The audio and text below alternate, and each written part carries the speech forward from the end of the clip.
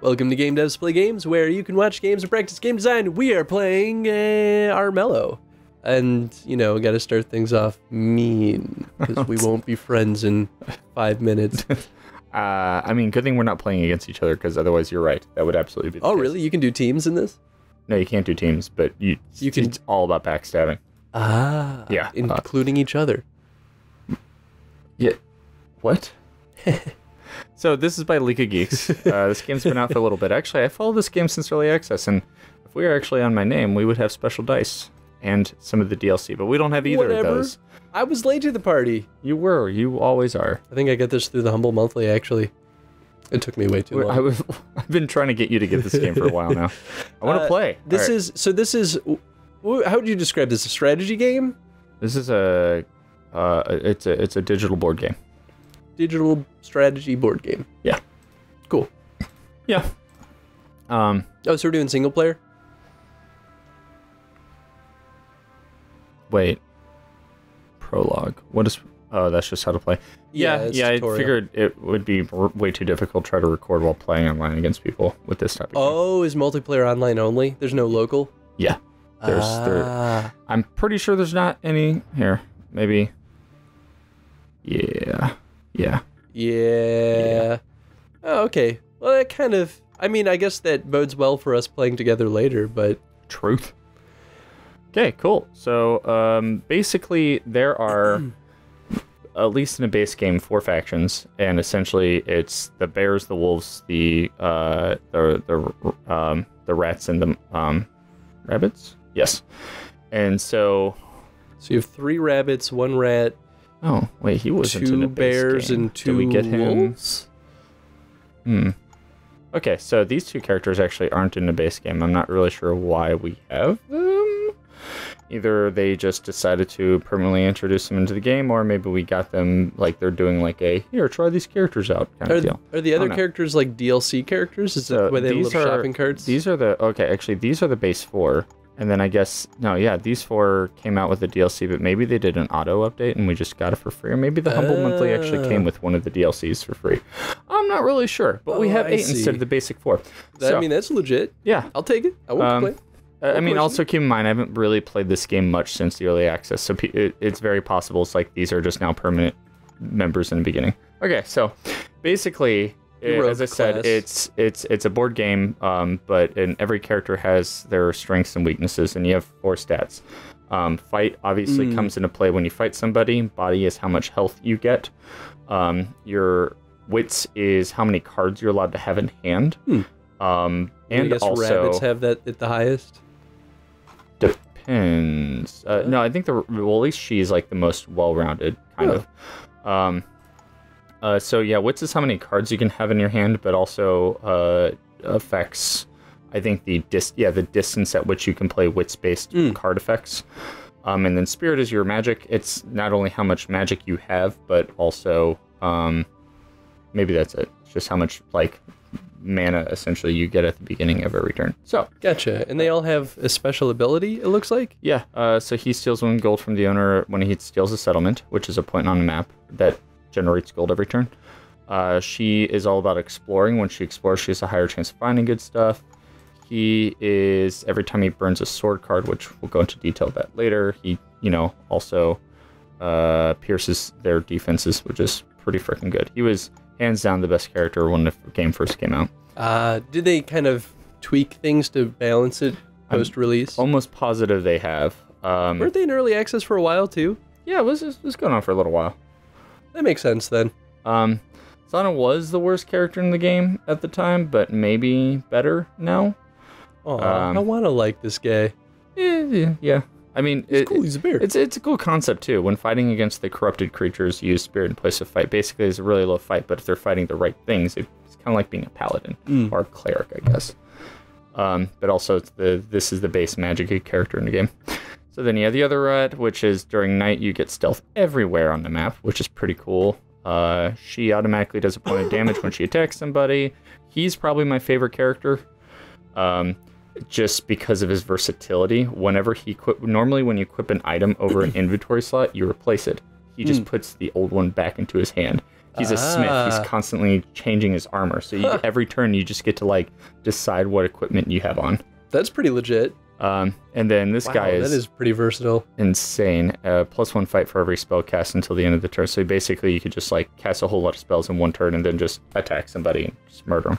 So anyway, that said, I say we play Amber here because it's kind of actually fun. You're a little evasive. You don't try to get into too many fights, but your condition for winning is a little more versatile than everybody else's. What is the goal of the game? So, the goal of the game, it's going to be easier to explain once we're actually in the game. That's fair. So, do we just want to pick a character and jump right in? Yeah. Cool. Do you get to change their outfit with that classic? They're like a... Yeah. Oh, you have to buy it. The thing. Rabbits. All right, we're picking Amber.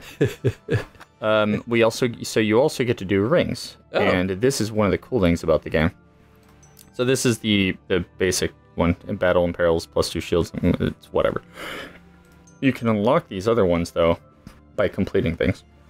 Oh, that's complete cool. 2 games of the Rabbit Clan. Complete 5 games and then 10 games. And it's just other possibilities for different strategies. Every character you pick, as I said, this is for the Rabbit Clan, so I could have picked Amber or the other Rabbit character, and it would apply for both. So it's basically some incentive to keep playing the game. Yeah. Yeah, absolutely. Not that it's necessary, but that's always kind of nice when you get a little bit of extra like bonus for being like, thanks for keep playing this thing. Here's a little something more to experiment with. When you feel like you're stagnant and you're not in the game's not progressing any further, then at that point. Yeah. So those rings only applied for the Rabbit Clan. So if we did the thing with the Rabbit Clan and then switched up to the Wolf, then we would only have the 1 ring again. So these are also like gems or medallions or whatever they call them. Spirit stones. Spirit stones. And you unlock them by doing different victories in the game. So, and we'll get into this later, but... Cool. Yeah, basically the basic 4 are +1 fight, +1 to body, +1 wits, or +1 spirit.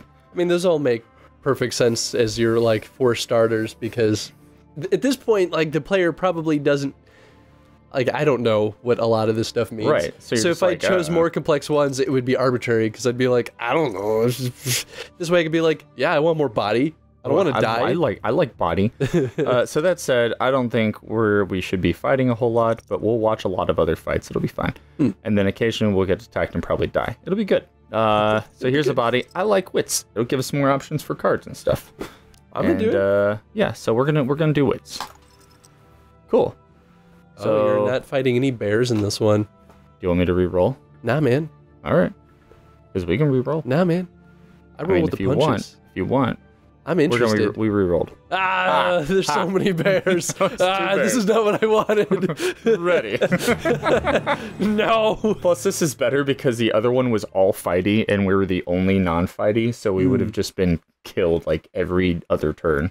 Do you think that it devalues the experience by letting the player kind of manipulate who they're fighting against? I mean, like, it's like Civ, right? Civ, you could choose all random NPCs, but you could also choose the Civs. So, like, it's sort of the same thing in Civ. So, I actually had this discussion with, hopefully we're not timed on turns because I want to talk about the game. You are online, but probably not here. Anyway, I had this discussion with Nick, too. It was like he would like to do different challenges in Civ, but he would manipulate the scenario so it is a little more favorable, or even just not necessarily just favorable to him, but to everybody. So, like, you know, change the map so it was island plates and then just choose a whole bunch of seafaring races, and then that's how you'd play. Yeah. Like, okay, cool, everybody's on equal ground. But I don't particularly like to manipulate the scenario too much because I feel like that takes away. But that's me. A lot of people do love to do that. So I completely understand either way. And in this regard, I think it's fine. Like, yeah, I guess for me, so long as the game doesn't depend on you manipulating it in your favor, like if it's balanced no matter what, yeah, then I think there's no real issue. I think ultimately it is. I know they did a lot of tweaking to this game and to the balance of it. So I had a pretty lively community during early access. And especially now that it was on the Humble and everything like that, a whole bunch of people have started to get into the game, which is awesome. I know in PS4 it almost became one of their PS Plus games. It was like there was a voting system, and it was between that and some other game, and it barely lost, so they just released it on the market for like half off. Like this, that's pretty smart. This game's been doing pretty well, and the creators are genius. So, I'm really looking forward to see where the game goes. And they just actually had a new DLC like not even a month ago, or something like that. Anyway, so at the very beginning, you get to choose to do a quest. So it's not... I mean, I'm sure the quests are randomly generated, but you get to choose one of the ones that appear, or are these always the same ones? I think it's random. Oh, okay. I think that it will... I think how it usually works is it'll base it off of it's always based off of one of your stats, right? So there's a wits one, a sword one, and a magic one, and basically what it's saying is when you get to the quest location, you're going to be tested on one of those stats. Oh, that makes sense. So our wits is a 5 and our body is a 5. So if we choose this one right now, right, we'll be tested on wits, giving us the highest chance to succeed. Is there any reason to choose anything other than that one? Yes. It depends on the strategy of like how you want to win. If we complete this quest and succeed, we'll also get the Lionheart breastplate. Okay. Battle +2 shields and wear never retreats. Pretty awesome. So really, if one has the reward that will better bring you victory, you might choose the one you're less likely to succeed. Like, well, for instance, there's this one right here. It's a sword challenge. Like, our fight's only at a 3, so it's not very good. But you get a spirit stone for doing it. And one of the objectives to win is get 4 spirit stones and then get to the king to cure him. Oh, okay. So that is you were talking about objectives. This is one of the objectives: get 4 spirit stones, get to the king, and cure him. I see. So there's a lot of objectives. I've actually never succeeded in the spirit stone quest. Oh, and I don't think it's going to happen now because it's a fight based. So there's that one, and then finally there's this one. It's going to be magic based, and if we win, we'll actually get a companion. And the companion is a spy master. Reveal all of the heroes' quests, so we'll know what our opponents are doing and where they plan to go. So really, it's kind of up to us. If we fail, we'll always get +1 to this stat and +1. What do they call it? Not honor. Is it honor? That would be my guess. Prestige. That's the same thing. True. So it just by getting to the quest, you're gonna get something out of it, but you won't get this thing. That's cool. I like that there's sort of a consolation prize. Yeah. Yeah, because it's still hard to get to your quest sometimes. Sometimes you literally have to travel on the other side of the map and hope not to die in the process. Yeah. So anyway, this one will keep us alive, and I think it's wits based, so we'll do it. We'll go for this one. Bam. Yee. So how do you I guess as part of the game, the challenge of the game, just keeping track of where everyone is in terms of winning the game, because there are so many different ways to win. So there are a few different ways. One is the Spirit Stone quest. One of them is to kill the king. Yeah, that's the cool. king, every turn the king gets a point of corruption, which lowers his maximum health. He starts off with 10 health. So every turn he gets or full turn he gets a point of corruption, and so it lowers his health every turn. So you can kill the king, which it's not going to be easy to do until near the end when he has 0 health, or basically 0 health. Or you can kill a king while you are also corrupted, and that's a different achievement actually. Oh, because it's in one way harder, one way easier. Because how it works is when you get in a fight with a corrupted being, if you are also corrupted, let's say you have 2 points and your opponent has 3 points. When you get into the fight with them, because they have 3 points versus your 2, they're going to get 2 extra dice to fight you.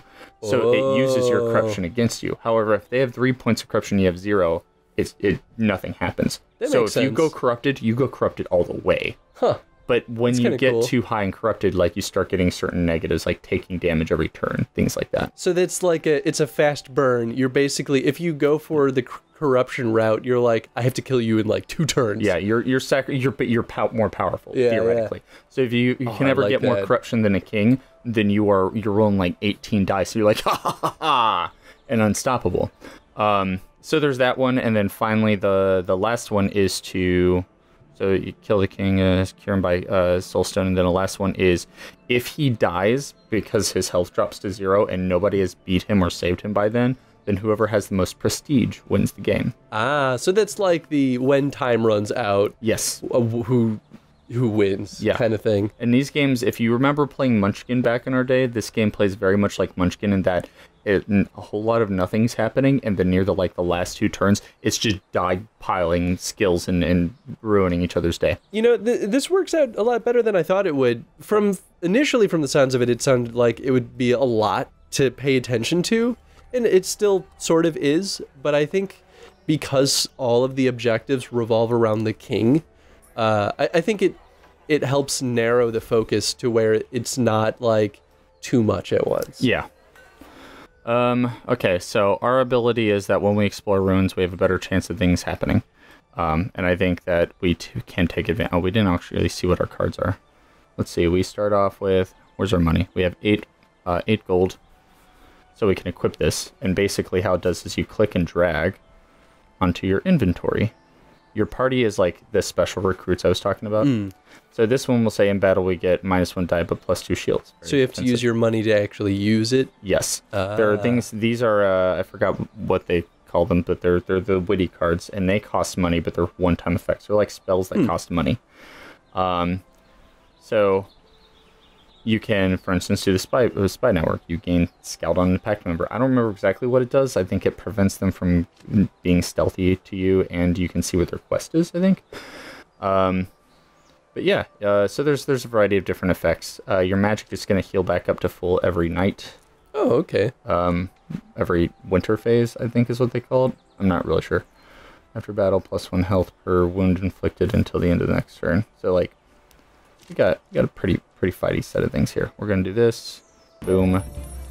We're more about staying alive than risking anything else. And our quest is over here, but we would like to dungeoneer, so we're gonna do that. Yeah. Now there's a skull there, which means that we're going to get into a peril, and so we have to try to get these symbols on your dice. In order to succeed. I see. Burn cards or roll dice to match the symbols. So, so you can burn cards in target's hands, change to rod symbols. Let's go ahead and do this. So the symbols on the cards basically force you to get one of the symbol on the card. Yes. Ah, that's clever. And it's called burning the card. Now, we failed, so all the cards that we had left just changed to rot symbols, which is going to be no bueno for us later Even though you burned one of the cards, so you had one of the symbols. Yeah, but I needed all 3. Oh, wow. So if it's like you need 5 symbols, you're like, well, I got it on these 5 dice, or how many ever dice you're rolling. That seems really difficult to win. Although Most I guess of the time it is very difficult. That's actually why the game is so hard to win, because in order to go kill the king, you have to get into one of these areas, beat its peril, and then next turn you get to attack the king. Meanwhile, these guards are also patrolling around, so they could attack you. So you have to get in there. Like, the fighters are really good at killing the king, but they're not going to be good at magic or wits, so it's less likely that they're going to succeed at the peril. Right, that makes sense. Oh, okay. That makes sense how the dice system works now. Mm-hmm. That is pretty tough, though. They chose a system that was inherently low chance of success. Yeah, it is much overall harder to succeed at anything. Does that get to the point where it feels more too punishing, though? Like, is it like I don't want to play because literally 70% of what I do is going to be failure? You know, I thought about this at one point too, but ultimately, so these guys are the Banes. That is pretty horrifying. So we get to draw back up to 5 because our wits is a 5. If we only know wits at 3, we'd be stuck where we're at. Choose the type. Mm-hmm. That's cool. So let's see. We have 1 spell. Let's go ahead and choose a spell. +2 wits until the end of your next turn. Pretty sweet. Evil Eye. And then we'll choose another item. In battle until the end of next turn, burn a rot to make all rolled swords gain poison. That's crazy because we have 3 different rot cards right now. So that's actually really cool. Till the end of next turn. So you have to use this ahead. Oh no, you play to a creature, which could be us. Oh, also cards have certain things, like this has to be played to a hero, played to a creature, which could also mean these guys. I love the animations on those cards, by the way. Oh yeah, they're awesome. Like the art in general is simple. Yeah, in the art in general, it's really consistent in terms of its style and quality. But like, I mean, like, what's the one main thing that you notice in all card games that are like implemented as video games? It's like they still use static cards. Like this is using the media to its advantage, and it's giving it that extra layer of polish that makes it read so much like, ooh, so good. It brings it as a whole, brings the game even to like another, like brings it to life. Like another step. So I just played that card to increase my wits by 2. So my wits is a 7. We're gonna go do this peril now. That is a wits test. Boom. So I have a 70% chance of actually succeeding on this. Basically, that's how it works. Every point is going to give you a 10% chance to succeed on this. Okay, so you're not even rolling. Well, you're rolling rolling a percentile. Yeah, if anything. And this is how it portrays. Oh, got it. Yes. Oh, by the way, I totally didn't read the thing, but every like flavor text. Yeah, flavor text. I didn't hey, your dice favor you this day. You take the grand prize, valuable treasures. Yeah. You delete. Look at that. Treasures are always like 0 cost and do something freaking amazing, and there's no reason not to wear this. So now we have +4 shields in battles. So our biggest weakness, which was fighting, we're mostly safe. And he decided to burn me like a jerk. Well, he's gonna die later. Right? Not by our hands, because we're not fighters. But you know. Whoa. Oh, wait. Wow, this dude's just being a dick. Yeah, well, that's that's how some characters just need to work. She burned or Zana's a chick? Yeah, I think Zana's a chick. I really like that we see all the other characters, by the way. Oh, absolutely. It's one of the most disappointing things for like early game in something like Civ, where there's just a lot going on behind the scenes. And like for Civ, I think it's important that you don't see what other characters are doing. But it's like you go through these long waiting periods where you're like, people are doing stuff. I can't see what it is, but no idea. So I'm just boy, oh boy, this turn wait is long.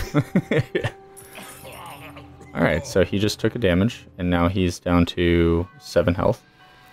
And I have the most prestige. Or was it a tie? No, I have the most prestige. Sweet. Yeah. So if you have the most prestige at the beginning of the summer phase, so day phase, or whatever you want to call it, you get to choose one of these things. The king siphons 2 magic from all heroes. Don't have it? -1 prestige. We do have magic.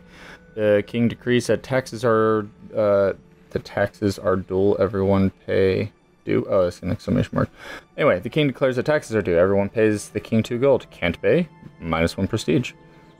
We have the gold and we have the magic, but I feel like the 2 bears used a lot of magic last turn, so we're gonna do tribute. I don't think that they're gonna be able to pull it off. Yeah. Screw those guys. Boom. -2 magic. Boom. -2 magic. Yeah, fools. -1 prestige. Oh, shit. Wait, I lost my prestige? I thought I had the... Oh. I screwed up. This is my spirit. My magic was over here. Oh. I just screwed myself. Awesome. All right, let's choose our next quest. Okay, here's a question. So we're at the 20-minute mark. We'll pass that. Should we just keep going and make this extra long episode, or should we break this up? Let's break it up. Yeah? Yeah. Cool. We spent so much time talking about the basic of the game, we actually get to play that in the next episode. It'll be good. Yeah. If anyone watched our Civ 6 playthrough, you know how this goes.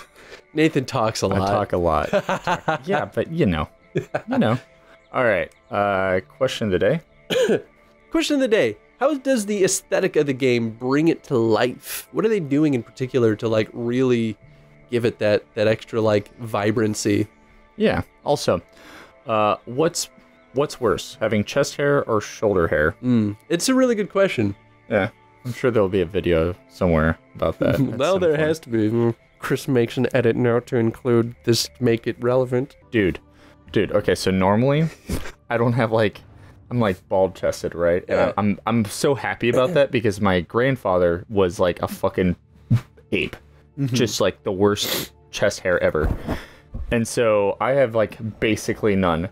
But yesterday we're sitting there watching Game of Thrones and I'm like sitting there basically wearing nothing. Like we're watching Game of Thrones like, yeah, Game of Thrones. I look down and I'm like, what the hell is that? And there's like 5 prominent, dark, like black chest hairs. Now, because I have like darker hair, so it's like, but these were darker than that. As I said, like, it's like somebody went in and dyed the 5 chest hairs that I have, because like that's how like obvious they were. And it was like, what the hell? No. Now that I am 30, that's not the time to start. I've lived 30 years under the assumption that I'm not gonna have to deal with this. You can't start now. I don't know, man. I feel like I'm only starting now to get like a lot of shoulder hair, and I'm like, why? Why now? Why is this happening to me? I was fine. There was time now. Shoulder hair, huh? Yeah. I'm not looking I don't know forward to what's that. worse. Shoulder hair's worse. Chest hair can still look sexy. Shoulder hair can't. There's no way around that. You're know. like... You could be like ladies could be like... No, what's sexy about that? No. I don't know, and people are really into Wolverine. On top of that, I'm gonna be balding and have hairy shoulders. Well, we all know that look doesn't work out. We've seen a lot of trope characters like that. Just look at it like you're not actually losing hair.